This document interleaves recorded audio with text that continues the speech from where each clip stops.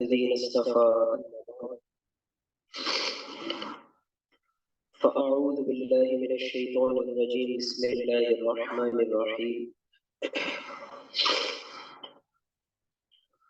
وإذا رأيت الذين يخوضون في آياتنا فأعرض عنهم قال الله تعالى في مقام آخر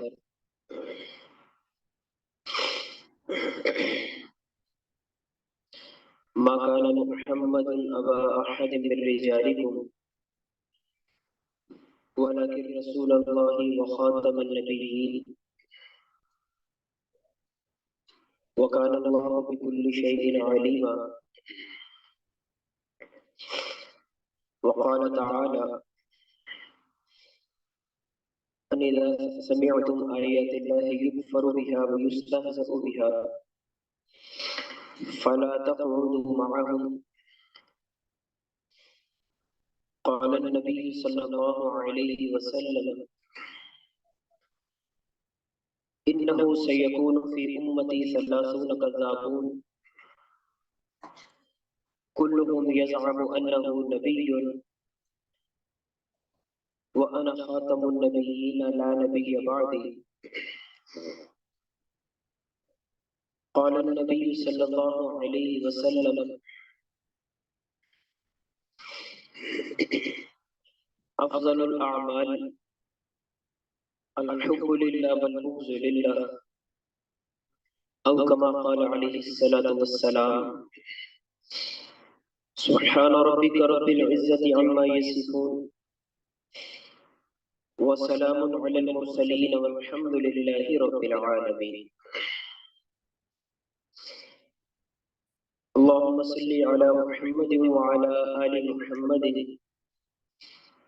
كما صليت على إبراهيم وعلى آل إبراهيم إنك حميد مجيد اللهم بارك على محمد وعلى آل محمد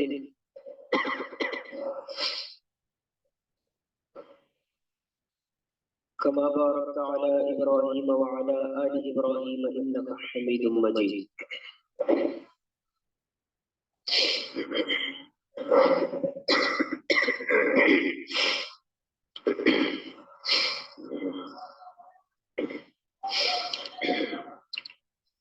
अल्लाह तबारक व तआला ने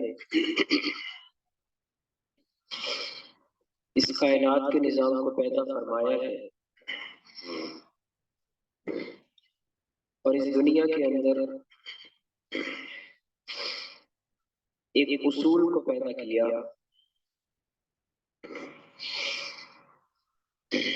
जिसको अल्लाह ताला ने अपनी किताब कुरान मजीद फुरकान हमीद में बयान फरमाया है।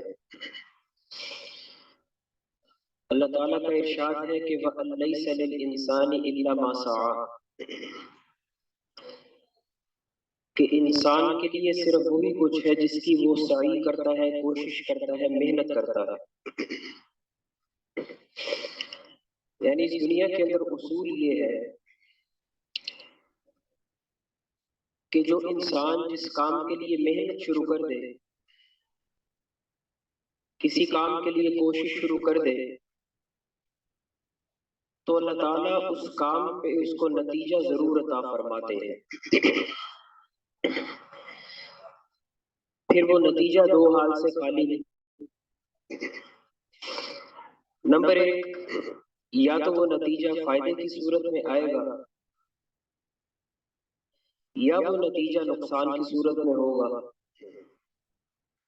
बहरहाल कोई भी सूरत हो, किसी काम करने के ऊपर उसके नताइज जरूर बरामद हुआ करते हैं। और ये उसूल सिर्फ इंसान के साथ खास नहीं है।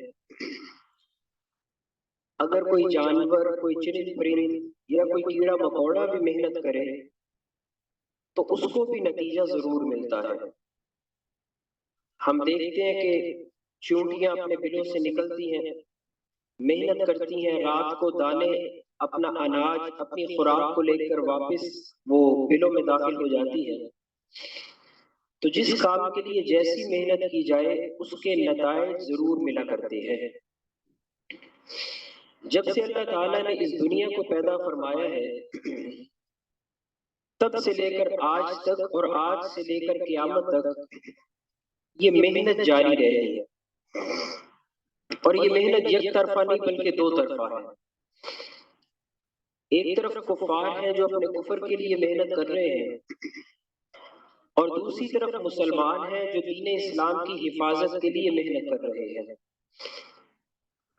हजरत आदम अलैहिस्सलाम के दौर से देखा जाए,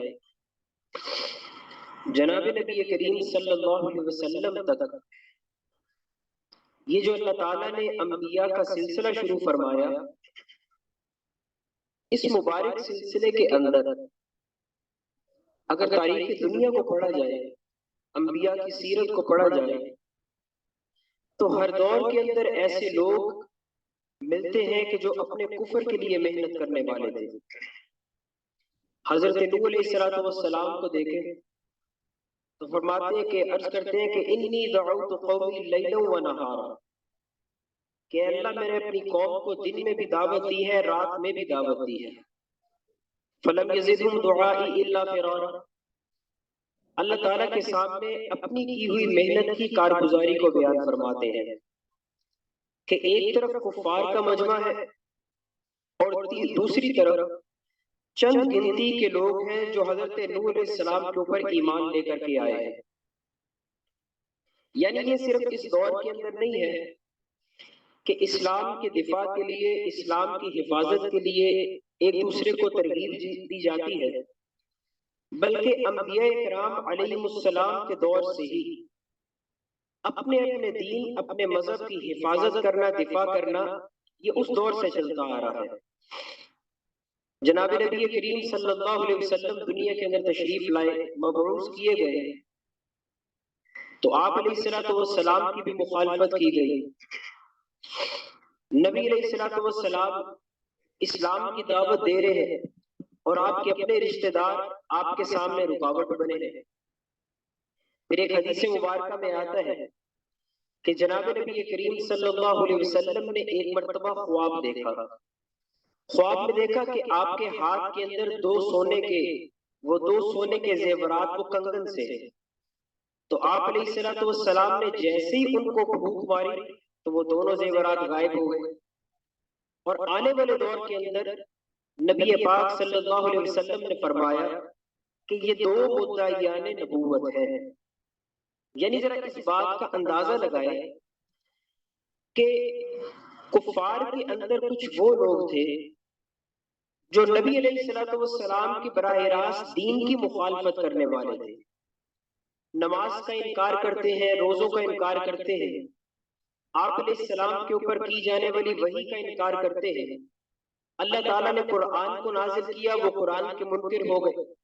आप अलैहिस्सलाम ने अहादीस को बयान किया, फरमाया कि अल्लाह की वही मुझ पर आती है, वमा यंतिकु अनिल हवा इन हुवा इल्ला वह्युन यूहा। लेकिन वो कुफार बराह रास्त आपकी मुखालफत करने वाले हैं, हर हुक्म के अंदर आपकी मुखालफत करने वाले थे। लेकिन नबी अलैहिस्सलातु वस्सलाम के दौर के अंदर ही एक ऐसा आजमाइशी दौर है कि जिसके अंदर कुछ लोग ऐसे आए कि जिन्होंने आपके दीन का इनकार नहीं किया, बल्कि नबी अलैहिस्सलातु वस्सलाम को ये पेशकश करने लगे कि आप भी दीन इस्लाम के लिए मेहनत करते रहे और इस इस्लाम का जो आपको जिम्मेदारी मिली है, इस जिम्मेदारी में से हमें भी थोड़ा सा हिस्सा दे दे। मिसाल के तौर पर जब मुसैलमा कज़्ज़ाब का फितना आया तो इसने नबी अलैहिस्सलाम के सामने खत लिखा और कहने लगा कि आप मेरे 3 मुतालबात को मान लें।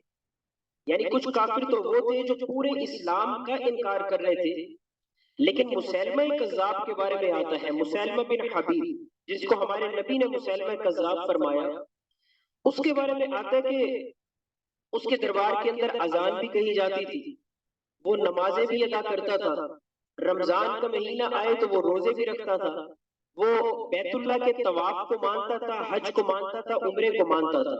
यानी पूरे इस्लाम को वो मानने वाला था। लेकिन इख्तिलाफ किया तो नबी अलैहिस्सलातु वस्सलाम की नबूवत, आपकी खत्म नबूवत में उसने इख्तिलाफ किया है। यहाँ तक कि अगर कोई मुकब्बिर उसके दरबार के अंदर कहता कि अशहदु अन्ना मुहम्मदुर रसूलुल्लाह, आजान के अल्फाज दोहराता। तो मुसलमा आगे से कहता था कि सदकता अशहदु अन्ना मुहम्मदुर रसूलुल्लाह, कि तूने सच कहा कि हुजूर सल्लल्लाहु अलैहि वसल्लम अल्लाह के रसूल हैं, मैं इस बात की गवाही देता हूँ। यानी पूरे इस्लाम को मान रहा है, लेकिन इख्तिलाफ किस जगह पर आके करता है, कहता है कि आप अपनी नबूवत में से मुझे हिस्सेदार बना लें। चुनाचे उसने खत लिखा, कहते हैं आप शहरों के नबी बने, मैं देहातों का नबी बनता हूँ। आप अरबों के नबी बने, मैं अजमियों का नबी बनता हूँ। और आप ये वसीयत लिखवा दें कि आपके दुनिया से पर्दा फरमाने के बाद आपकी नबूवत वो मेरी तरफ मुंतकिल हो जाएगी। ये तीन मुतालबात उसने आप सल्लल्लाहु अलैहि वसल्लम के सामने रखे। नबी इस्लाम ने तीनों का रद्द फरमाया। तो आप सल्लल्लाहु अलैहि वसल्लम के फिर सहाबा ने सैयदना सिद्दीक़ अकबर के दौरे खिलाफत में मुसैलमा कज़्ज़ाब के खिलाफ जिहाद किया गया। ये मुसैलमा कज़्ज़ाब खत्म नबूवत का इनकार करने वाला था। ये असवद अनसी खत्म नबूवत का इनकार करने वाला था।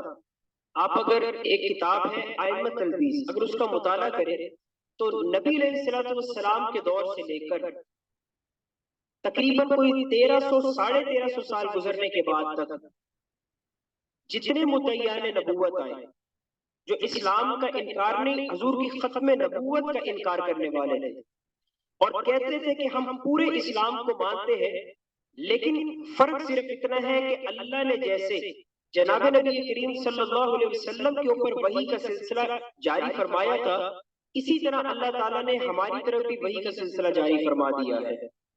आज अगर कादियानियत के फितने को देखा जाए ना, तो ये बात ज़हन में रहनी चाहिए कि कादियानी पूरे इस्लाम को मानने वाले हैं। किताबों को देखा जाए तो इनकार मिलता है, लेकिन इस्लाम के ऊपर बज़ाहिर कहते हैं कि हम पूरे इस्लाम को मानने वाले, इसके ऊपर अमल करने वाले हैं। हाँ, फर्क सिर्फ इतना पड़ा है कि जिस इमाम महदी के इंतजार में मुसलमान बैठे हैं, उस इमाम महदी को हमने मान लिया है और इसका रुतबा इस कदर ज्यादा था, इसने नबी अलैहिस्सलाम की इताअत इस कदर ज्यादा की कि अल्लाह ताला ने इसको वही में से कसीर हिस्सा अता फरमा दिया है। कादियानी इस तशरीह को बयान करते हैं और कहते हैं कि वही जो है, ये तो लाजिम है अल्लाह की जात के साथ कि अल्लाह करे और किसी के ऊपर वही आए और वो बंदा दावा करे और अपने पेशन गोइयों में सच्चा साबित हो जाए, तो ये इस बात की दलील है कि इस बंदे की तरफ वही लाने वाला वो फरिश्ता है, वो कोई शैतान नहीं है। तो इसी बात को लेकर वो मिर्जा कादियानी की जिंदगी को सामने रखते हैं। यहाँ पर एक बात नोट करने की है कि मिर्जा कादियानी की जो पैदाइश हुई है ना, वो 1840 में हुई है। बड़ी अहम बात है।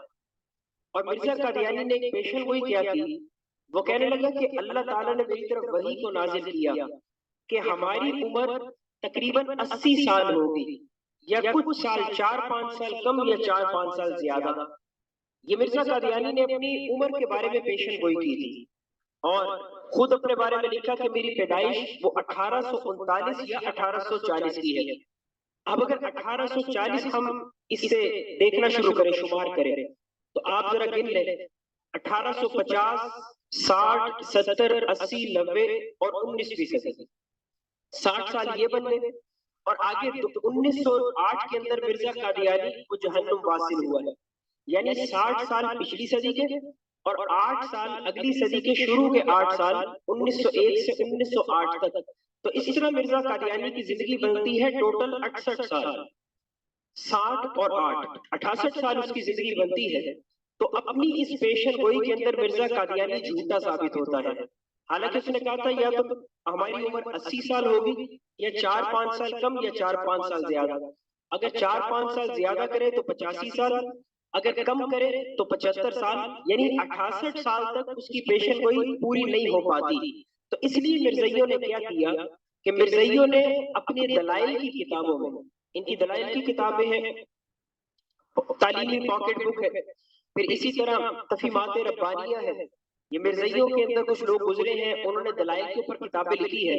उन्होंने कहा कि मिर्जा कादियानी की पैदाइश तो 1930 की थी, दूसरे ने कहा कि मिर्जे की पैदाइश 1928 की थी, तीसरे ने कहा कि मिर्जे की पैदाइश तो 1933 की थी। यानी मिर्जा कादियानी पेशन गोई करते हैं कि मेरी पैदाइश 1839 या 40 की हुई है और इसकी चूंकि पेशन गोई झूठी साबित हो रही थी, तो उसको झूठ से बचाने के लिए मिर्जाइयों ने कहा कि नहीं, मिर्जा कादियानी तो 1930 या 1928 में पैदा हुआ था। तो ये बात यहाँ पे ज़हन के अंदर रखिएगा, ये जितने भी कादियानी हैं वो 1928 या 1930 को ही बयान करते हैं कि ये मिर्जा कादियानी की पैदाइश का साल है। हम उनको कहते हैं कि तुम्हें ज्यादा पता है या तुम्हारे मिर्जा कादियानी को ज्यादा पता है कि वो कब पैदा हुआ था। तो मिर्जा कादियानी की पैदाइश 1839 या 40 की है। यहाँ से दो बातें नतीजतन सामने आती हैं। नंबर एक कि मिर्जा कादियानी पैदा हुआ 1840 में, यानी ये फितना शुरू हुआ कादियानियत का 1840 में। और दूसरा ये कि मिर्जा कादियानी अपनी ही पेशन गोई के अंदर वो झूठा साबित हो गया। यानी इसकी सने पैदाइश से ये दो बातें नतीजे के तौर पे हमारे सामने आती है। इसकी पैदाइश हुई, और चूंकि मिर्जा कादियानी का जो खानदान था वो वैसे ही अंग्रेजों का वफादार था। मिर्जा कादियानी ने अपनी किताब कैसरा हिंद के अंदर और इसी तरह मलका विक्टोरिया सितारे मलका किताब के अंदर, फिर इसी तरह कश्ती नू इनकी किताब है, उस किताब के अंदर मुख्तलिफ किताबों में मिर्जा कादियानी ने लिखा है। कहते हैं कि जिस वक्त मैं पैदा हुआ तो उस वक्त मेरा खानदान वो अंग्रेज हुकूमत की खिदमत में लगा हुआ था। और फिर ये बात हमारे ज़हन में रहे कि 1857 की जो जंग आजादी हुई है उसके बारे में मिर्जा कादियानी ने लिखा है। उसने कहा कि 1857 की जंग आजादी में मेरे बाप मेरे दादा ने अंग्रेज हुकूमत को तकरीबन 300 घोड़े वो बमा साजो सामान के हदिये के तौर पे पेश किए थे, क्योंकि अंग्रेज हुकूमत के वफादार थे। और उसने लिखा कि मुझे मेरे बाप की तरफ से ये वसीयत दी गई कि तुम्हारे ऊपर लाजिम है और तुम्हारी औलादों पे लाजिम है कि सारी जिंदगी अंग्रेज हुकूमत के वफादार रहना और इनके शुक्रगुजार रहना। तो ये खानदान चूंकि पहले से ही अंग्रेजों का हिमायती था, उनके हक के अंदर बात करने वाला था, और 1857 की जो जंग हो रही है वो मुसलमानों के खिलाफ इन्होंने लड़ी अंग्रेजों ने। तो मिर्जा कादियानी का पूरा खानदान वो अंग्रेजों की तरफ से वो अंग्रेजों की मदद कर रहा था मुसलमानों की मुखालफत में। अब मिर्जा कादियानी जब बड़ा हुआ थोड़ा सा, तो बचपन के इसके कई वाकयात हैं, वो इसके कैरेक्टर और किरदार का जब मौजू आएगा तो उसके अंदर इंशाल्लाह बयान करेंगे। लेकिन मिर्जा कादियानी के बारे में ये उसूली बातें हमारे ज़हन के अंदर रहनी चाहिए कि मिर्जा कादियानी ने दावे नबूवत के अंदर सिर्फ झूठ नहीं बोला, बल्कि बचपन से ही ये बंदा झूठ बोलने और धोखा देने का आदी था। मिसाल के तौर पर मिर्जा कादियानी की उम्र थी तकरीबन 24 या 25 साल। इनकी किताबों में लिखे सीरतुल महदी मिर्जा कादियानी के बेटे की किताब है, मिर्जा बशीर अहमद है। उसने लिखा कि मेरे वालिद को वालदा साहिबा ने दादा जान की पेंशन लेने के लिए वो भेजा था, और उस वक्त मिर्जा कादियानी के दादा की पेंशन वो तकरीबन 700 रुपए थी। हजरत मौलाना मंजूर अहमद चिरियोटी रहमतुल्लाह अलैह ने इसके ऊपर तफसील से लिखा है। अगर आप पढ़ना चाहें तो उनकी किताब से पढ़ सकते हैं, रद्द कादियानियत की जरिए उसूल है। फिर मौलाना हुसैन साहब की किताब कादियानी शुबहात के जवाबात है। इसी तरह मुताले खत्म नबूवत है, खत्म नबूवत कोर्स है। इन किताबों के अंदर पढ़ा जा सकता है कि उस दौर के 700 रुपए वो आज के 7 लाख रुपए से भी ज्यादा बनते हैं। तो मिर्जा कादियानी को भेजा पेंशन लेने के लिए। मिर्जा कादियानी गया और रास्ते के अंदर इसने वो सारे पैसे दाएं बाएं कामों के अंदर उड़ा दिए। और फिर किताब में लिखे इसका बेटा कहता है कि फिर वालिद साहब शर्म के मारे घर वापस नहीं आ सके। अच्छा, यहाँ पर एक और बात याद रखें कि मिर्ज़ाई इस बात का एक जवाब देते हैं। मिर्ज़ाई कहते हैं कि उस वक्त मिर्जा कादियानी की उम्र बचपने की थी, और बचपन के अंदर वो मिर्जा इमाम दीन एक बंदा था उस इलाके का कादियान का, वो मिर्जा कादियानी को साथ ले गया था और उसने जाकर इसके पैसे खर्च करवा दिए थे। इसमें मिर्जा कादियानी का कसूर नहीं है। तो यहाँ पर याद रखें कि 24-25 साल की उम्र वो कोई बचपन की उम्र नहीं होती, वो जवानी की उम्र होती है। और मिर्जा कादियानी की बाकायदा किताबों को देखा जाए और इसके बेटे की किताब सीरतुल महदी को पढ़ा जाए तो मिर्जा कादियानी तो बचपन से ही गुनाहों में मुब्तला हो चुका था, गुनाह करने का आदी था। इलाके के लोग कई मरतबा इसके घर में पैगाम पहुंचाते थे कि आपका बेटा फला गुनाह के अंदर मुलव्वस पाया गया है।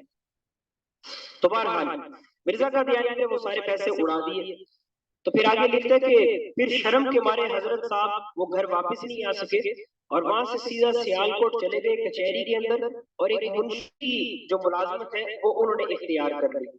तकरीबन 3 से 4 साल वो मुंशी की मुलाजमत के ऊपर रहा है। वहां पे मिर्जा कादियानी की मुलाकात हुई हकीम नूरुद्दीन के साथ। हकीम नूरुद्दीन था मलका विक्टोरिया का ये शाही तबीब था, और उनके पूरे जो खानदान वाले थे उनका इलाज मुआवजा करना इसकी जिम्मेदारी थी हकीम नूरुद्दीन की। तो इसने मिर्जा कादियानी को वहां से हटाया और इसने कहा कि आप इस इलाके के अंदर, अच्छा यहाँ पर एक और बात कि मिर्जा कादियानी को हकीम नूरुद्दीन ने उस जगह से क्यों हटाया और इसको अपने साथ लेकर मलका विक्टोरिया से मुलाकात करवाने के लिए क्यों लेकर गया, उसकी वजह यह थी कि मिर्जा कादियानी बहुत ज्यादा बातूनी था, यानी इसे बात करने का फन जानता था। किसी बंदे को अपनी बातों में कायल करने का फन इसको गुर इसको आता था। तो हकीम नूरुद्दीन ने इसको कहा कि आप इतने बासलाहियत हैं तो फिर आप इस या मुंशी की नौकरी क्यों करते हैं, आए मैं आपको दरबार के अंदर कोई अच्छी नौकरी लगवा के दूं। मिर्जा कादियानी दरबार के अंदर गया, वहां पर इसकी मुलाकात हुई मलका विक्टोरिया से। उसके अंदर इनकी मुशावरत चली है, और ये बातें सिर्फ हमारे उलमा की किताबों में नहीं लिखी, बल्कि बाकायदा ऐसी रिपोर्टें और ऐसे खत वो ऑन द रिकॉर्ड ऐसे मौजूद हैं कि जिससे साबित होता है कि प्री प्लानिंग मिर्जा कादियानी से दावे करवाए गए। हकीम नूरुद्दीन ने खत के अंदर लिखता है, कहता मैं तो आज जनाब को अपने साथ लेकर गया था कि सिर्फ थोड़ा बहुत इल्हाम का दावा किया जाए, लेकिन आपने तो मसीह होने का ही दावा कर दिया है। यानी उसका खत ये बाकायदा बाद में लीक हुआ और लोगों के सामने आया। उसने कहा कि मैंने तो सिर्फ इल्हाम का कहा था, आपने तो जो है ना वो मसीहियत का दावा ही कर दिया है। और इसके बाद फिर अंग्रेजों ने 1857 के बाद वो मुसलसल इस बात की कोशिश में थे कि पता किया जाए कि मुसलमानों को शिकस्त क्यों नहीं होती, इसकी वजह क्या है कि मुसलमान जिस भी मैदान में उतरते हैं इनको फतह नसीब होती है, तो मुसलमान को हराने का तरीका क्या है, इसके ऊपर उन्होंने तहकीकात करनी शुरू की। तो डब्ल्यू हंटर की रिपोर्ट पहले कोर्स में भी आपके सामने बयान किया जा चुका है कि हंटर की रिपोर्ट फिर सामने आई। आज तक बकायदा लंदन के अंदर वो उसका स्कैन मौजूद है इस रिपोर्ट का, कि एक बंदे को उन्होंने तैयार किया कि आप इसकी तहकीकात करें। वो बर्रे सगीर के अंदर उसने तहकीकात करनी शुरू की, और तकरीबन 2 से 2.5 साल वो बंदा बर्रे सगीर के मुख्तलिफ इलाकों के अंदर वो फिरता रहा है। वो मसाजिद के अंदर भी गया है, खानकाहों में गया है, वो मदारिस के अंदर गया, मुसलमानों के मजमों के अंदर बैठता था और इस बात की तहकीक करता था कि कौन सी ऐसी वजह है कि जिसकी वजह से मुसलमानों को शिकस्त नहीं होती। ये हर जगह कामयाबी को हासिल कर लेते हैं। तो 2-2.5 साल के अरसे के बाद उसने ये नतीजा निकाला कि जब तक मुसलमानों में 2 चीजें बाकी हैं तब तक मुसलमान को हराना ये आसान काम नहीं है। कौन सी जो चीजें हैं? नंबर 1 जज्बे जिहाद, कि जब तक मुसलमान में जिहाद का जज्बा मौजूद है इसको हराना शिकस्त देना ये आसान काम नहीं है। और दूसरी बात कि जब तक मुसलमान के दिल में उनके नबी पाक सल्लल्लाहु अलैहि वसल्लम की मोहब्बत मौजूद है तो तब तक इनको वो हराना वो आसान नहीं है, ये मुश्किल काम है। तो अब इन 2 चीजों को सामने रखकर बाकायदा उस रिपोर्ट के अंदर उन्होंने ये बात लिखी है कि नंबर 1 जज्बा जिहाद है जो मुसलमान को हारने नहीं देता, नंबर 2 इनके नबी की मोहब्बत है। तो जब तक ये 2 चीजें इनके अंदर से खत्म ना हो जाए तब तक इनको हराना ये मुश्किल काम है। इस पर फिर उन्होंने मेहनत शुरू की। लिहाजा उसके लिए उन्होंने कहा कि अवाम चूंकि वैसे ही कल अवाम को जिस तरफ लगाया जाए ये उस तरफ लग जाती है, और चूंकि वो दौर था मुसलमान और हिंदू इकट्ठे रहते थे, इनके अंदर कोई इतनी अलग नहीं थी। हाँ, जो मजहबी किस्म के लोग थे वो तो हिंदुओं का उनकी रस्म और रिवाज का बायकॉट कर दिया करते थे, लेकिन आम लोग वो हिंदुआना तर्ज के ऊपर ही अपनी जिंदगी गुजार रहे थे। यानी अगर किसी हिंदू के यहाँ कोई रस्म होती थी तो मुसलमान उसमें शिरकत कर लेते थे। अगर कोई हिंदुओं का साधु, कोई जादूगर अगर कोई शोभताबाजी करता था तो मुसलमान उसको अपना पीर मान लेते थे। अगर इधर मुसलमानों की तरफ से कोई ऐसा बंदा कि जो कोई शोभताबाजी दिखाए तो हिंदू उसको अपना बड़ा मानना शुरू कर देते थे। तो हर के आदत काम जिसके भी हाथ पे जाहिर होते थे, जहालत ऐसी थी कि लोग उसके गर्विदा बन जाते थे, उसके करीब इकट्ठे होना शुरू हो जाया करते थे। तो इस वजह से इन्होंने फिर मिर्जा कादियानी को इस बात के लिए तैयार किया। और का पहली बात तो ये कि ये बंदा इल्हाम का दावा करे कि मुझे अल्लाह की तरफ से इल्हाम होता है, और झूठी बातें अपनी तरफ से बना के पहले से प्लानिंग करके ये कोई ना कोई बात अपनी तरफ से गढ़ता था और पहले से उसकी सारी प्लानिंग की होती थी। जब वो काम इसकी बात कहने के बाद काम पूरा हो जाता था तो लोग इसके बारे में जो है वो फिर हैरान होते थे, इसके गर्विदा होते थे कि जो बात ये कहता है वो बात पूरी हो जाती है। तो इन्होंने सबसे पहले इल्हाम का दावा करवाया, और चूंकि दो चीजें ये मुसलमानों के अंदर से निकालना जरूरी था, एक जज्बे जिहाद और नंबर दो नबी पाक सल्लल्लाहु अलैहि वसल्लम की मोहब्बत। तो इसके लिए इन्होंने मिर्जा कादियानी से दावे नबूवत करवाया है। लेकिन दावे नबूवत जो मुस्तकिल हुआ वो तकरीबन कोई 1901 के अंदर जाकर हुआ है। तदरीजन ये बंदा दावे करता रहा। 1880 के अंदर इसने मुल्हम मिनल्लाह होने का दावा किया कि मुझे अल्लाह की तरफ से इल्हाम होता है। 1883 के अंदर इसने मसीह होने का दावा किया और अपनी किताब में लिखा है, कहते हैं कि वो लोग झूठ बोलते हैं जो कहते हैं कि मैं मसीह हूँ, बल्कि मुझे तो अल्लाह ने मसीह का मिसल बनाकर दुनिया में भेजा। कि जो मसीह अलैहिस्सलाम की आदात थी, जो उनके अखलाक थे, कहते हैं वो सारी आदात और अखलाक अल्लाह ने मेरे अंदर जमा कर दिए हैं और मैं मसीह अलैहिस्सलाम का मिसल बनकर इस दुनिया के अंदर आ गया हूँ। 1883 में इसने मसीहियत का दावा कर दिया। 84 में पहले मसीह, उसके बाद मसीह इब्ने मरियम होने का दावा किया, और मसीह इब्ने मरियम के दावे के बाद मिर्जा कादियानी ने महदवियत का दावा किया है। पहले मसीह होने का दावा और उसके बाद महदी होने का दावा। यहाँ पर एक सवाल वो जहन में आता है कि अगर कुरान और हदीस को, अहादीस के मजमूए को पढ़ा जाए तो ये बात समझ आती है कि पहले हजरत सैयदना इमाम महदी अलैहिस्सलाम दुनिया के अंदर आएंगे और उनके चंद साल के बाद सैयदना मसीह अलैहिस्सलाम आसमान से नुज़ूल फरमाएंगे। तो पहले आना इमाम महदी का है और उनके बाद सैयदना मसीह अलैहिस्सलाम का है। लेकिन मिर्जा कादियानी ने जो दावा किया उसने दावों को बदल दिया है। उसने पहले मसीह होने का दावा किया, बाद में महदी होने का दावा किया। इसकी वजह उलमा ने लिखी है। फरमाया कि 1870 के करीब, 1870 1872 के करीब में सूडान का रहने वाला एक शख्स था जिसका नाम था अहमद सोडानी, मोहम्मद अहमद सोडानी। उसने महदवियत का दावा किया और उस बंदे का कहना यह था कि मैं इमाम महदी हूँ और अल्लाह ताला की वही मेरे ऊपर आ रही है कि जितने अंग्रेज इस वक्त दुनिया में हैं सबको कत्ल कर दिया जाए। अब कई लोग उसकी जमात में शामिल हुए। उन्होंने कहा कि ये महदी तो बिल्कुल ठीक है जो अंग्रेजों के खिलाफ लड़ने वाला है, वरना तो बाकी जितने भी आते हैं अंग्रेजों के साथ जो है वो उनके ताल्लुकात बढ़ते हैं। लेकिन ये बंदा ठीक है कि अंग्रेजों की मुखालफत में है तो चलो हम इसकी जमात में शामिल हो जाए। कई मुसलमान ऐसे थे जिन्होंने अहमद सोडानी को इमाम महदी मान लिया, नऊजुबिल्लाह, उसको इमाम महदी माना। अब इन सारों ने मिलकर जहां अंग्रेज आए उनको कत्ल करना शुरू कर दिया। तो अंग्रेज कौम इन लोगों से बहुत ज्यादा तंग थे और उन्होंने इसका नाम रख दिया खूनी महदी।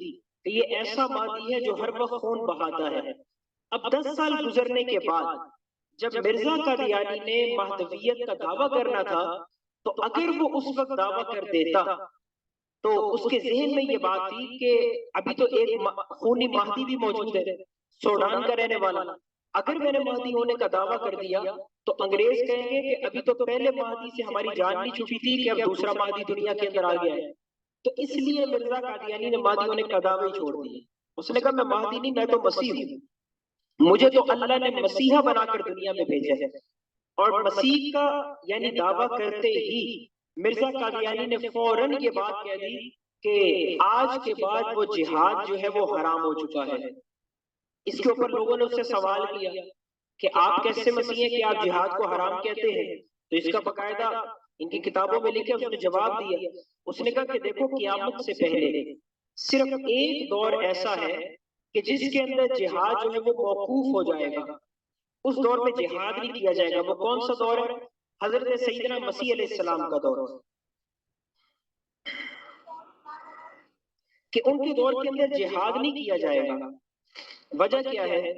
अहादीस में आता है कि सैयदना ईसा अलैहिस्सलाम जब आसमान से नाजिल होंगे तो उस वक्त के कुफार यहूद और नसारा को इस्लाम की दावत देंगे। लयुमिनुन्ना बिही व लयंसुरुन्ना, वो तो ईमान भी लाएंगे, आप सल्लल्लाहु अलैहि वसल्लम के दीन की मदद भी करेंगे, और इसी तरह गलबे इस्लाम के लिए वो मेहनत और कोशिश भी करेंगे।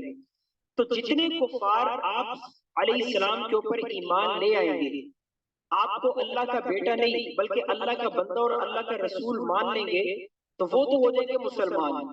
और जितने लोग आपके खिलाफ होंगे, मुखालफत में होंगे, उनके खिलाफ आप अलैहिस्सलाम, सैयदना ईसा अलैहिस्सलाम, उनके खिलाफ जिहाद फरमाएंगे। अब जिहाद का नतीजा ये निकलेगा कि सारे काफिर दुनिया से खत्म हो जाएंगे, और फिर इस्लाम का गलबा होगा, कोई काफिर दुनिया में नहीं होगा, सारे मुसलमान होंगे। तो जब सारे मुसलमान हैं तो फिर जिहाद किसके खिलाफ किया जाए? तो इसलिए कुछ अरसे के लिए वो जिहाद खत्म हो जाएगा। अब मिर्जा कादियानी ने इन रिवायात को लिया, उसने कहा कि देखो, क़यामत से पहले ये बस एक दौर ऐसा है कि जिसके अंदर जिहाद जो है वो मौकूफ हो रहा है। तो मैं मिर्जा कादियानी चूंकि मसीह बन चुका हूँ, लिहाजा अब इस दौर के अंदर जिहाद खत्म हो चुका है। ये जिहाद का इनकार करके उसने अंग्रेज हुकूमत की हिमायत को हासिल कर लिया। हिमायत तो उसको पहले भी हासिल थी, लेकिन इस तरह से उसने ज्यादा उनके नजदीक जो है ये मिर्जा कादियानी का रुतबा बढ़ गया कि अंग्रेजों ने इसको ज्यादा अपने पास बिठाना शुरू किया कि वाकईतन हम जो चीज चाहते हैं ये ऐन उसके मुताबिक चल रहा है। तो यूं मिर्जा कादियानी ने जिहाद का इनकार करवाया। और दूसरी चीज, मुसलमानों के दिल से नबी की मोहब्बत को निकालना। फिर मिर्जा कादियानी ने महदवियत का दावा किया। फिर मिर्जा कादियानी ने मसीह बिन मरियम होने का दावा किया। फिर बाकायदा मुस्तकिल नबी और रसूल होने का दावा किया। और आखिर के अंदर उस बदबख्त इंसान ने ये कह दिया कि जो मोहम्मद सल्लल्लाहु अलैहि वसल्लम 1400 साल पहले दुनिया के अंदर आए थे, वो इस्लाम की तबलीग मुकम्मल नहीं कर सके थे। अल्लाह ने इस्लाम को दुनिया के कोनों कोनों तक पहुंचाने के लिए मुझे मोहम्मद बनाकर दुनिया में भेजा है। नाउजुबिल्लाह।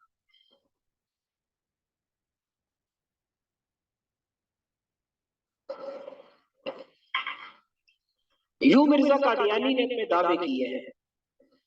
अभी दो दिन पहले की बात है, ये इनकी किताबों के हवाले से कुछ हवालाजात पे काम चल रहा है, मिर्जा कादियानी की किताबों के हवाले से।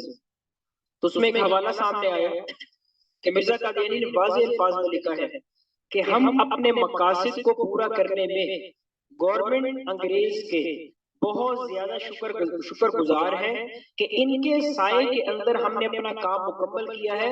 अगर इस गवर्नमेंट का साया हमारे ऊपर ना होता तो हम अपना काम मुकम्मल ना कर सकते। इसने वजाहत के साथ इस बात को लिखा है। और फिर ये भी लिखा कि जो है वो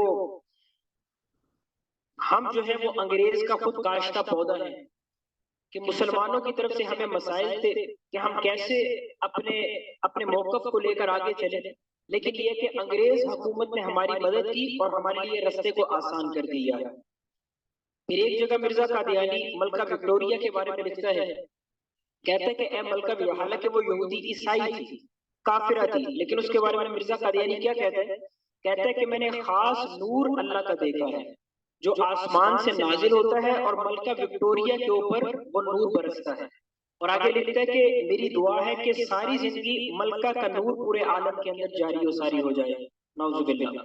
तो इन सारी बातों को अगर सामने लिया जाए तो इससे ये बात सामने आती है कि मिर्जा कादियानी और इनके मानने वाले ये बाकायदा मंसूबे के तहत एक ग्रोह को खड़ा किया गया, एक फिरके को इस्लाम के अंदर खड़ा किया गया ताकि मुसलमानों के अकायद और नजरियात को कमजोर किया जा सके। फिर मिर्जा कादियानी का दावा नबूवत है। 1901 के अंदर दावा नबूवत किया और 1908 के अंदर ये मिर्जा कादियानी लाहौर के अंदर ब्रांच रोड इलाका है बाजार, उसके अंदर आज भी बिल्डिंग मौजूद है अहमदिया बिल्डिंग के नाम से। वहां पर मिर्जा कादियानी अपनी ही गंदगी के ऊपर गिर के वो जहन्नुम वासिल हुआ है। तो 1840 से लेकर 1908 तक ये मिर्जा कादियानी की जिंदगी का दौर है।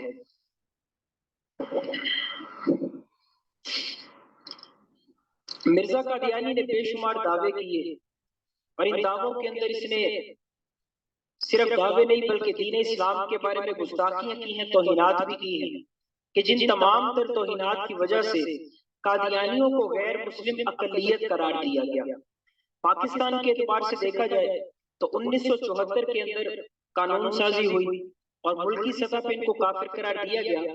हालांकि 74 तो बहुत बाद की बात है। उलमा लुधियाना ने तकरीबन 1885 के अंदर, यानी जब मिर्जा कादियानी ने मुल्हम मिनल्लाह होने का दावा किया 1881 में, उसके कुछ अरसे के बाद ही सबसे पहले जो मिर्जा कादियानी पे कुफर का फतवा दिया था वो लुधियाना के उलमा ने दिया था। मौला अब्दुल्ला लुधियानवी रहमतुल्लाह अलैह, मौला इस्माइल लुधियानवी रहमतुल्लाह अलैह, इन बड़े बड़े हजरात ने वो मिर्जा कादियानी के कुफर का फतवा दिया और उन्होंने कहा कि ये बंदा जो आज ये बातें कर रहा है, आने वाले दौर के अंदर ये बंदा नबूवत का दावा कर लेगा। तो जैसे ही मिर्जा कादियानी ने उलमा लुधियाना की बात को सुना तो उसने अपनी किताब में फौरन ये बात लिख दी। कहते हैं कि कौन कहता है कि मैं नबूवत का दावा करूंगा, मैं नबूवत का दावा करके अपने आप को काफिर क्यों करूं, मैं क्यों काफिर बनूं? क्योंकि जो नबूवत का दावा करता है वो बंदा मुसलमान नहीं रहता, काफिर हो जाता है। ये मिर्जा कादियानी ने किताब में लिखा, लेकिन आने वाले वक्त के अंदर उसने खुद नबूवत का दावा किया। फिर लोगों ने उससे पूछा कि जी पहले आप कहते थे कि मैं क्यों काफिर बनूं, क्यों दावा नबूवत करूं, अब आप करते हैं। तो उस पर मिर्जा कादियानी ने कहा कि पहले अल्लाह ने मेरी तरफ ये इल्हाम नहीं किया था, नाउजुबिल्लाह, और अब अल्लाह ताला बहुत शद्दोमत के साथ मेरी तरफ इल्हाम कर रहे हैं कि हमने तुझे अपना नबी भी बनाया है और रसूल भी बनाया है, नाउजुबिल्लाह। यानी सारी बातें अल्लाह की जात की तरफ ये मंसूब किया करता था, तौहीनात करता था, गुस्ताखियां करता था। दीन इस्लाम के बारे में तौहीद का अकीदा ये सबसे बुनियादी अकीदा है। मिर्जा कादियानी ने तौहीद का इनकार किया, अल्लाह ताला की पाक जात के बारे में तौहीनात की है, बेशुमार गुस्ताखियां की है। और यहाँ पर ये बात भी हमारे ज़हन के अंदर रहनी चाहिए कि कादियानियों से जब गुफ्तगू हो, जब इनको इस्लाम की दावत दी जाए, तो उसके लिए कुछ उसूल हमारे ज़हन के अंदर होने चाहिए। मिसाल के तौर पे हम कहते हैं कि मिर्जा कादियानी तौहीनात करता है, गुस्ताखियां करता है, ये बात बिल्कुल ठीक है, इनकी किताबों से इसका सबूत भी मिलता है। लेकिन इससे पहले हमारे ज़हन के लिए ये होना चाहिए कि ईमान किसको कहते हैं और कुफ्र किसको कहते हैं। मिसाल के तौर पर ईमान की तारीफ क्या है? ईमान की तारीफ शरअ अकायद के अंदर और अकायद की दूसरी किताबों में भी लिखी है कि अत-तस्दीक़ु बिमा जाअ बिही मिन इंदिल्लाहि तआला वल इक़रारु बिही, कि वो तमाम उमूर जो आप सल्लल्लाहु अलैहि वसल्लम अल्लाह की तरफ से लेकर आए, वो तमाम तालीमात जो नबी अलैहिस्सलातु वस्सलाम के जरिए से हम तक पहुंची हैं, उन तमाम का इकरार करना और उनकी तस्दीक करना ये ईमान कहलाता है। तमाम तालीमात नबविया का इकरारुम बिल लिसानी व तस्दीकुम बिल क़ल्ब, ज़बान से इकरार है, दिल से उसकी तस्दीक करना, ये ईमान कहलाता है। और कुफ्र किसको कहते हैं? कुफ्र कहते हैं कि जितनी तालीमात जो शरीयत आप सल्लल्लाहु अलैहि वसल्लम लेकर आए, उस तमाम शरीयत में से किसी एक भी हिस्से का इनकार कर देगा तो काफिर हो जाएगा। यानी ईमान लाने के लिए सारी चीजों को मानना जरूरी है, और कुफ्र के लिए जरूरी नहीं कि सब का इनकार करे, बल्कि कुफ्र के लिए सिर्फ इतना भी काफी है कि तमाम में से किसी एक का भी इनकार कर देगा तो काफिर हो जाएगा। इसकी मिसाल क्या है? मिसाल के तौर पर एक कोई बंदा ऐसा है जो कहता है मैं आधे कुरान को मानता हूँ, आधे कुरान को नहीं मानता, तो बताएं क्या वो आधा मुसलमान और आधा काफिर होगा? नहीं, वो पूरा काफिर होगा। एक बंदा ऐसा है कि वो कहता है कि कुरान मजीद की 114 सूरतें हैं, मैं 113 को मानता हूँ, लेकिन 114वीं सूरत जो है वन्नास, ये सूरत अन्नास, मैं इस पर ईमान नहीं लेकर आता। अब ये बंदा 99% मुसलमान और 1% काफिर तो नहीं होगा, बल्कि मुकम्मल काफिर है। एक बंदा कहता है कि मैं पूरे कुरान को मानता हूँ, लेकिन पूरे कुरान में जो पहला लफ्ज है अल्हम्दु, मैं अल्हम्दु को नहीं मानता, तो ये बंदा भी काफिर है। फिर एक बंदा कहता है मैं पूरे कुरान को मानता हूँ, लेकिन अल्हम्दु की अलिफ के ऊपर जो जबर है, मैं इस जबर का इनकार करता हूँ, मैं इस पर ईमान नहीं लेकर आता, तो ये बंदा भी काफिर हो जाएगा। नतीजा क्या निकला कि अगर मानना है तो पूरे कुरान को मानना है, और इनकार के लिए जरूरी नहीं कि पूरे कुरान का इनकार करे, बल्कि किसी एक जबर जेर पेश का भी इनकार कर देगा तो काफिर हो जाएगा। ये इसकी पहली मिसाल। दूसरी मिसाल कि अगर किसी के कपड़ों के ऊपर नापाकी लग जाए, फिर वो आगे फिक्र का मसला है कि वो दिरम से बड़ी हो या छोटी हो, तो हुक्म मुख्तलिफ होता है। लेकिन अगर किसी के कपड़ों में बाजू के ऊपर नापाकी लगे, तो कोई बंदा ये नहीं कहता कि इसके कपड़ों में से इसका बाजू नापाक है, बल्कि ये कहा जाता है कि इसके कपड़े नापाक हैं और इसकी नमाज नहीं होगी। इसे चाहिए कि अपने कपड़ों को पाक करे। हालांकि पूरे कपड़े नापाक नहीं थे, सिर्फ बाजू का कुछ हिस्सा नापाक था। तो जब वो थोड़ी सी नापाकी को दूर कर ले तो ये नहीं कहा जाता कि इसका बाजू पाक हो गया, बल्कि कहा जाता है कि इसके सारे कपड़े पाक हो चुके हैं। यानी कि हुक्म जो है वो पूरे के ऊपर लगता है। तो इसी तरह अगर दीन इस्लाम के एतबार से बात की जाए तो ईमान उसको कहते हैं कि माने तो पूरे इस्लाम को माने, तमाम अकायद नजरियात को, लेकिन इनकार के लिए अगर किसी एक चीज का भी इनकार कर देगा तो ये मुसलमान नहीं रहेगा बल्कि काफिर हो जाएगा। तो मिर्जा कादियानी ने, ये तो हम सिर्फ उसूल के एतबार से तारीफ को बयान कर रहे हैं कि ईमान और कुफर की तारीफ और इसकी मिसालें जहन के अंदर रहनी चाहिए। हालांकि मिर्जा कादियानी ने एक चीज का इनकार नहीं किया, उसने तो इस्लाम की हर चीज का ही इनकार किया है। मैं शुरू के अंदर एक गुजारिश कर रहा था कि कादियानी बाकी सारे इस्लाम को मानते हैं, ये आज के दौर के कादियानी हैं।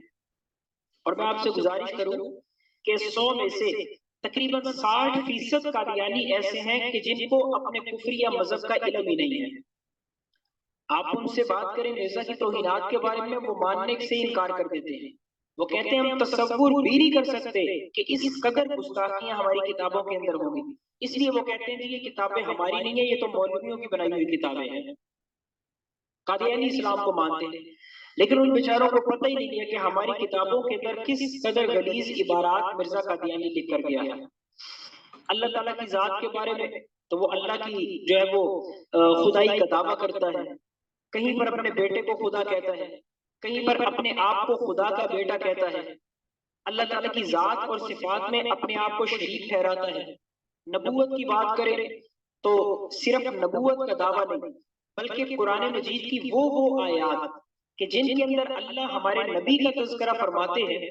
मिसाल के तौर पर वमा अरसलनाका इल्ला रहमतल लिल आलमीन, कि महबूब हमने आपको तमाम जहानों के लिए रहमत बनाकर भेजा है। मिर्जा कादियानी की किताब तज़किरा सफ़ा नंबर 34 से शुरू करें तो तकरीबन सफ़ा नंबर 70 तक मिर्जा कादियानी ने कुरान की आयात लिखी और उन्हीं आयात के दरमियान में लिखा कि अल्लाह ने मेरी तरफ वही नाजिल की है। हजरत जिब्राईल अलैहिस्सलाम मेरी तरफ वही लेकर आए कि ए मिर्जा, अल्लाह तुझे ये कहता है कि वमा अरसलनाका इल्ला रहमतल लिल आलमीन, कि हमने तुझे तमाम जहानों के लिए रहमत बनाकर भेजा। नाउज़ु बिल्लाह, नकल कुफर कुफर नबाशत, नाउज़ु बिल्लाह सुम्मा नाउज़ु बिल्लाह। वल्लज़ी अरसल रसूलहु बिल हुदा व दीनिल हक़्क़ि लियुज़हिरहु अला दीनि कुल्लिही। ये आयत में हमारे नबी का अल्लाह तज़किरा फरमाते हैं। मिर्जा कादियानी कहता है कि इस आयत में अल्लाह मुझे रसूल कह के पुकार रहा है। कुल इन कुंतुम तुहिब्बूनल्लाह फत्तबिऊनी युहब्बिबकुमुल्लाह। अल्लाह इसके अंदर इत्तिबाए रसूल का तज़किरा फरमा रहे हैं, इसकी तरगीब देते हैं और इसके ऊपर बिशारत का तज़किरा फरमाते हैं कि जो इत्तिबा करेगा अल्लाह उसको इनाम क्या देंगे। मिर्जा कादियानी ने यही आयत अपने बारे में लिखी, कहता है कि अल्लाह मुझे कहता है कि जो तेरी इत्तिबा करेगा अल्लाह उसको अपनी मोहब्बत अता फरमाएंगे। नाउज़ु बिल्लाह।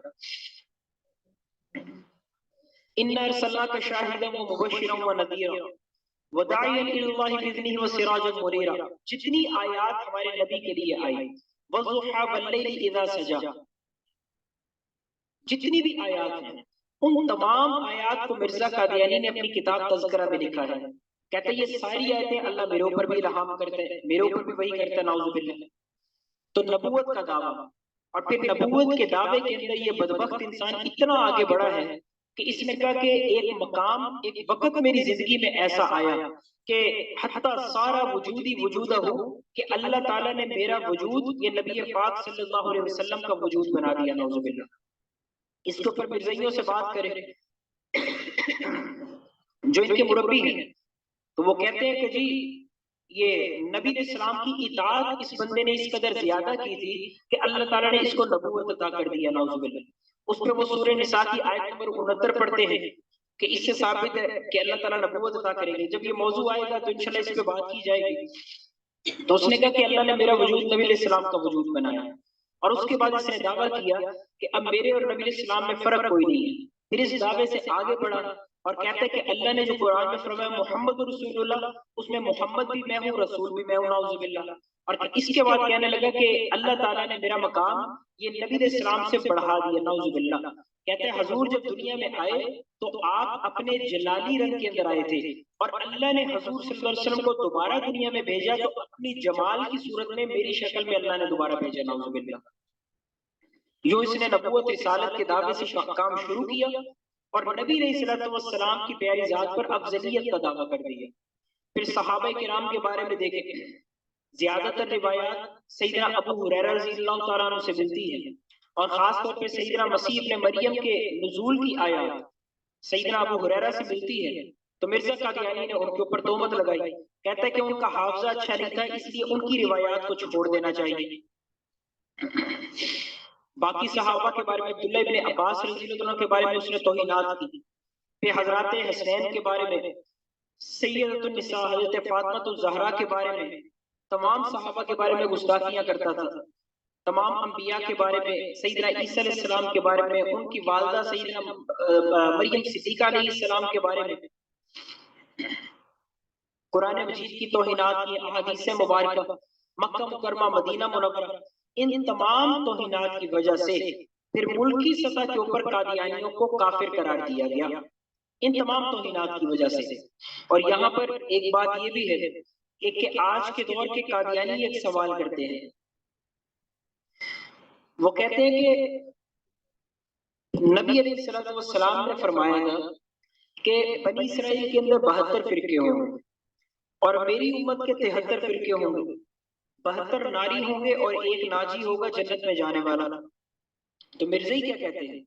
मिर्ज़ाई कहते हैं कि 72 फिरके मुसलमानों के पार्लियामेंट में इकट्ठे थे और एक तरफ हम लोग अलग थे, तो सब ने मिलकर हमें काफिर करार दिलवाया, यानी 72 एक तरफ हो गए और हम 73वां एक तरफ हो गए, तो यही हमारे नाजी होने की दलील है।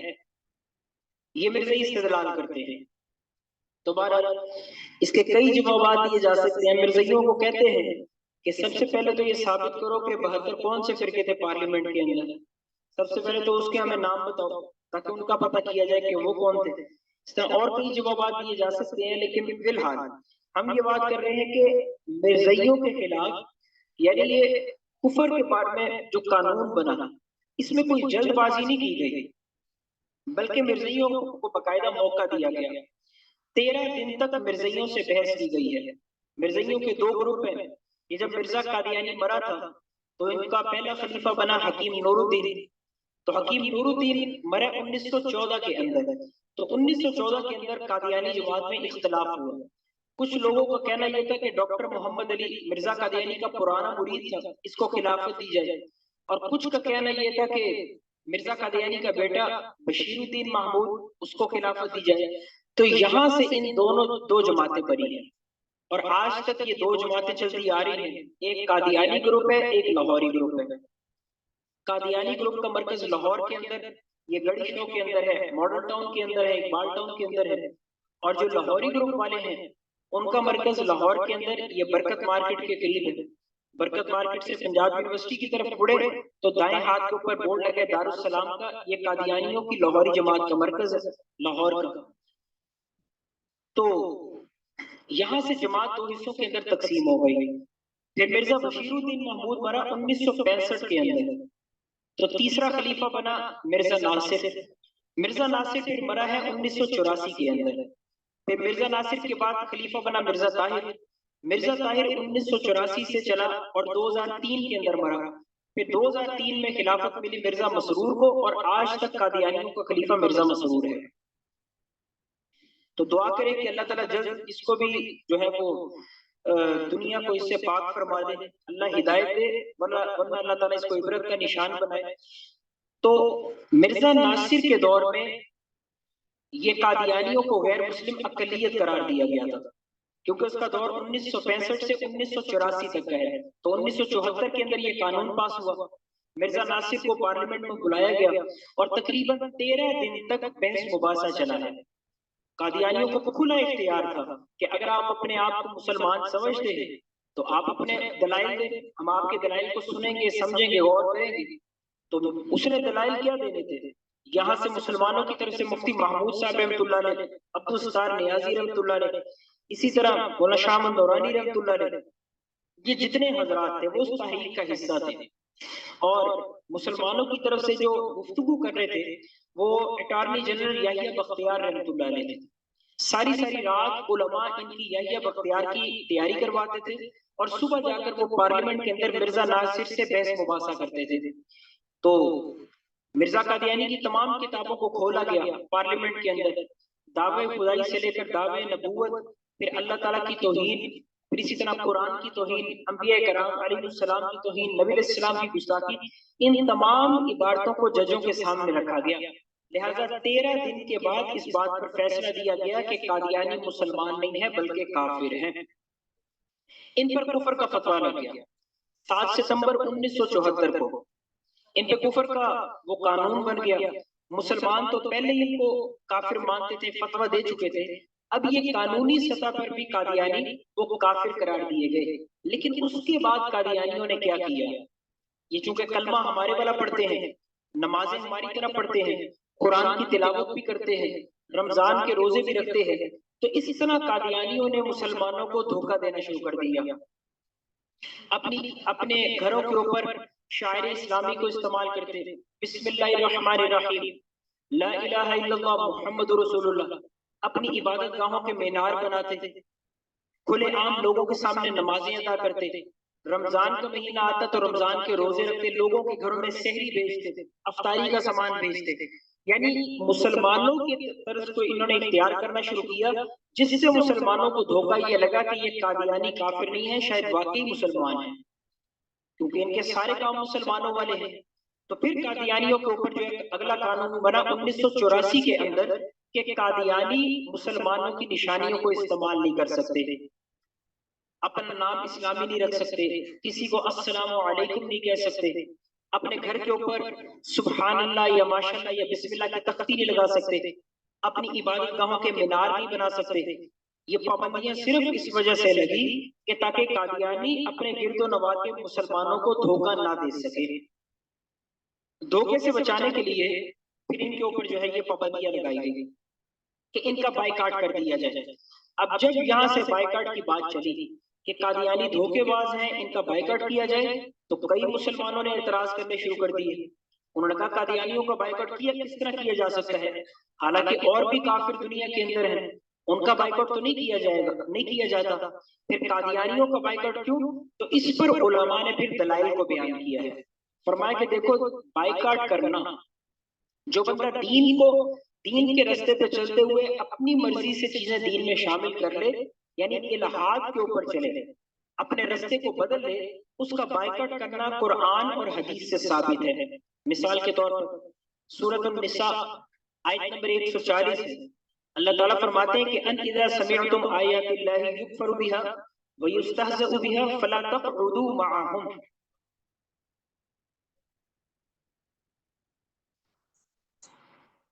फरमाया कि जब तुम ये सुनो कि अल्लाह की आयतों का इनकार किया जाता है, इनकार किया जा रहा है और उनका मजाक उड़ाया जाता है, तो ऐसे लोग जो इनकार कर रहे हैं, मजाक उड़ा रहे हैं, उनके साथ बैठना खत्म कर दो, उनके साथ नशिस्त व बर्खास्त को तर्क कर दो। ये कुरान में अल्लाह का हुक्म है, फला तक़उदू मअहुम। इसी तरह सूरह इनाम आयत नंबर 68 के अंदर अल्लाह फरमाते हैं वइज़ा रअयतल्लज़ीना यख़ूज़ूना फ़ी आयातिना फ़अरिज़ अन्हुम। और जब ऐसे लोगों को देखो जो हमारी आयतों के बारे में बेहुदा तावीलात करते हैं, तो फ़अरिज़ अन्हुम, उनसे एराज करो, उनसे अलग हो जाओ, उनका बाइकाट कर दो। नबी अलैहिस्सलाम की अहादीस को पढ़ा जाए, बाकायदा आपकी सुन्नत से ये बात साबित होती है कि जितने गुस्ताखाने रसूल थे उनका बाइकाट आप सल्लल्लाहु अलैहि वसल्लम ने फरमाया है। तमाम सहाबे किराम उनका बाइकाट किया करते थे। नबी अलैहिस्सलाम ने फरमाया कि अफजलुल आमाली अल-हुब्बु लिल्लाह वल बुग़्ज़ु लिल्लाह, कि अमाल के अंदर सबसे बेहतरीन अमल ये है कि मोहब्बत की जाए तो अल्लाह के लिए, नफरत की जाए तो वो भी अल्लाह के लिए। तो कादियानियों से जो नफरत है वो सिर्फ कोई अपनी जाती इनाद की वजह से नहीं है, बल्कि अल्लाह रब्बुल इज्जत की वजह से है कि ये दीन के बारे में दुश्मनी करते हैं, दीन का मुकाबला करते हैं, उसके मुकाबले पर मिर्जा कादियानी को लाकर खड़ा करते हैं, तो सिर्फ इस वजह से कादियानियों से नफरत का इजहार किया जाता है।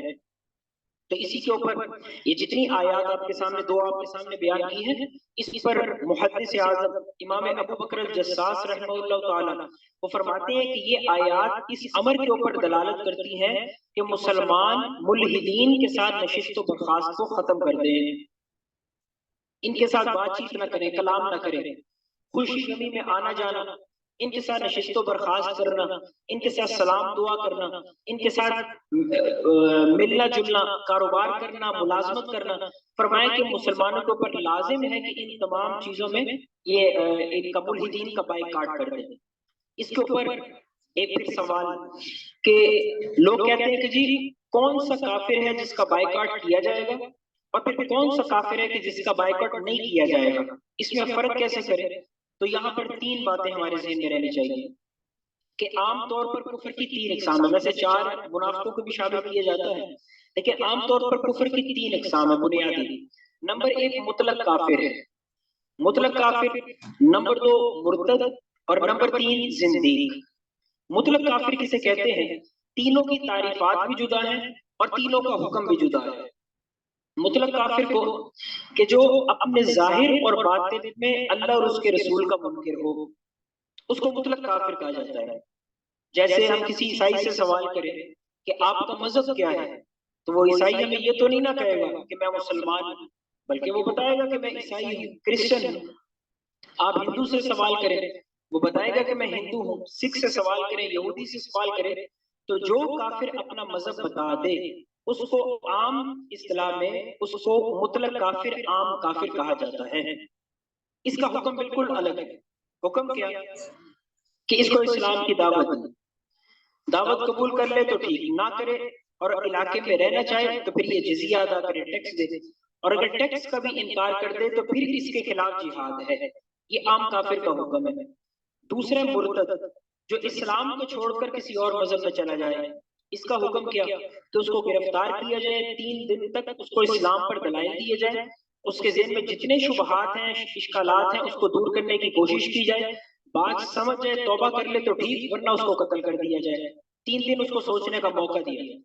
और नंबर 3 जिंदीक, कि जिंदीक उसे कहते हैं कि जो हो तो काफिर लेकिन उसके बावजूद अपने कुफ्र या अकायद नजरियात को इस्लाम कहता हो, काफिर होने के बावजूद कहे कि मैं ही मुसलमान हूँ और बाकी जितने मुसलमान हैं वो सारे काफिर हैं, तो ऐसे बंदे को जिंदीक कहा जाता है। इसके बारे में फरमाया कि इसको ये तो जहां भी हो इसको कत्ल किया जाएगा।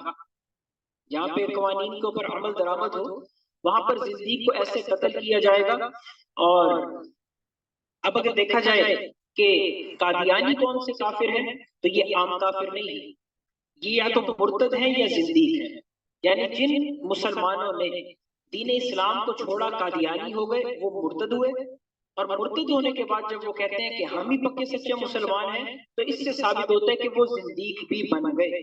तो अब अगर नबी इस्लाम के दौर को देखा जाए, सहाबा किराम के दौर को पढ़ा जाए, तो ये बात वाज़ेह होती है कि कारोबार का करना, लेन देन का करना, आपस के अंदर उठना बैठना, ये सिर्फ आम काफिरों के साथ किया जाता था। नबी इस्लाम के सहाबा किराम के बाकायदा इनके साथ कारोबार भी हो जाता था, तिजारती काफले इकट्ठे निकलते थे। हजरत अली रज़ी अल्लाह के बारे में आता है कि उन्होंने यहूदी के बाग को सारी रात पानी दिया, उसका इवज उनको दिया गया। तो ये लेन देन का करना, तिजारत का करना, आम काफिर के साथ तो गुंजाइश निकल आती है, लेकिन नबी इस्लाम के दौर में, सहाबा के दौर में कोई एक भी वाकया ऐसा नहीं मिलता कि किसी मुर्तद या जिंदीक के साथ कारोबार किया गया हो, लेन देन किया गया हो। तो इसलिए कहा जाता है कि आज के दौर में भी आम काफिरों से लेन देन कर लिया जाए तो गुंजाइश निकल सकती है, लेकिन कादियानियों से लेन देन करना, इसकी कतअन कोई गुंजाइश नहीं निकल सकती। हर हाल में इनका बाइकआउट ही किया जाएगा। तो बहरहाल कादियानियों का बाइकआउट करना ये लाजिम और जरूरी है। फिर इनकी कुछ मसनूआत हैं, यूनिवर्सल का स्टेबलाइजर है, बीटा पाइप है, पंजाब ऑयल मिल की मसनूआत है, शिजान की बोतल है, शिजान का जूस है। तो ये जितनी चीजें हैं कादियानियों की हैं, इनका बाइकआउट खुद भी करना है, दूसरों को भी इनके बाइकआउट के ऊपर लेकर आना, ये हम सब की जिम्मेदारी बनती है। तो बहरहाल आज का मौजू कादियानियत का कुछ पस मंजर मुख्तसर आपके सामने अर्ज कर दिया है। मिर्जा कादियानी की पैदाइश से लेकर उसके जहन्नुम वासिल होने तक उसके कुछ हालात आपके सामने रखे, फिर तदरीजन इसके दावे क्या थे, इसके दावों की वजूहात क्या थी, किन वजूहात की बिना पर इससे दावे करवाए गए और इनकी पुष्टपनाही पर आज तक कौन लोग खड़े हैं जो इनको लेकर अपने साथ आगे चल रहे हैं, उसको कुछ बयान किया गया। फिर मिर्जा कादियानी की वजूह तकफीर, कादियानियों की वजूह तकफीर और इनका बाइकआउट, बाइकआउट के ऊपर दलाइल और उससे नबी अलैहिस्सलाम के दौर का तकाबुल, ये सारी बातें इंशाल्लाह आपके सामने मिलकर बयान कर दी गई हैं। तो बाकी इंशाल्लाह अगला मौजू फिर अगले बुक में बयान करेंगे। अल्लाह करीम से दुआ करते हैं कि अल्लाह ताला हमें इन बातों को समझने और इनको आगे फैलाने की तौफीक अता फरमाए, ईमान के तहफ़्फ़ुज़ का ज़रिया बनाए। व आखिर दावाना अनिल हम्दुलिल्लाहि रब्बिल आलमीन।